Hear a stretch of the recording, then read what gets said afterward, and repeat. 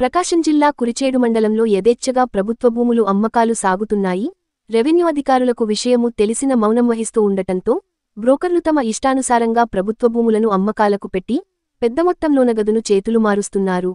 ఇటీవల కాలంలో మండలంలోని కల్లూరు, పొట్లపాడుభూ దందా వ్యవహారం సద్దు మణగకముందే పెద్దవరంభూ దందా వ్యవహారం ఆదివారం వెలుగులోకి వచ్చింది.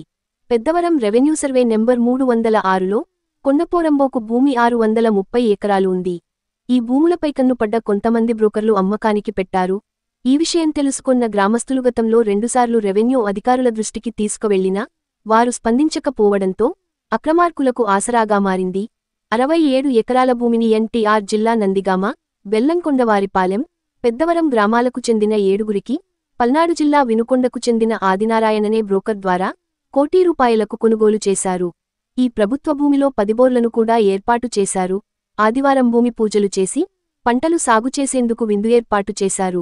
ఈ విషయం పెద్దవరం గ్రామస్తులకు తెలియడంతో పెద్ద ఎత్తున ప్రజలు అక్కడికి చేరుకొని అడ్డుకున్నారు. వెంటనే రెవెన్యూ పోలీస్ అధికారులకు సమాచారం అందించడంతో వారు అక్కడికి చేరుకొని ఆ భూముల్లో ఉన్న బోరువేసే మిషన్, పెద్ద జనరేటర్ 3 కార్లను స్వాధీనం చేసుకున్నారు.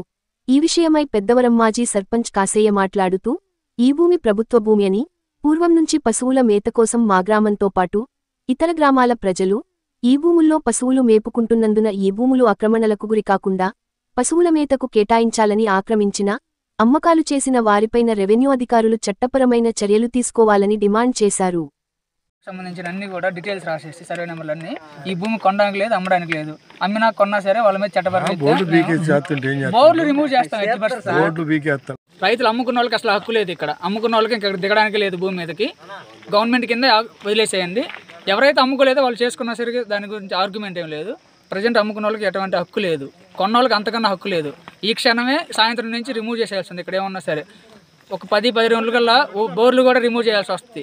లేదంటే బోరింగ్లు బిగించేసేయండి. గవర్నమెంట్ తరఫున ఏదన్నా అమౌంట్ ఉంటే బోరింగ్లు బిగించేసేయండి. మోగ వాళ్ళకి ఏదైనా అవసరం ఉన్నా పొలాలు వచ్చిన వాళ్ళకి ఏదో ఒక విధంగా ఉపయోగపడతాయి. ఇది మాత్రం తప్పనిసరిగా జరిగి చేరాల్సిందే, జరిగి తీరుద్ది కూడా మీరు పట్టుకుంటే.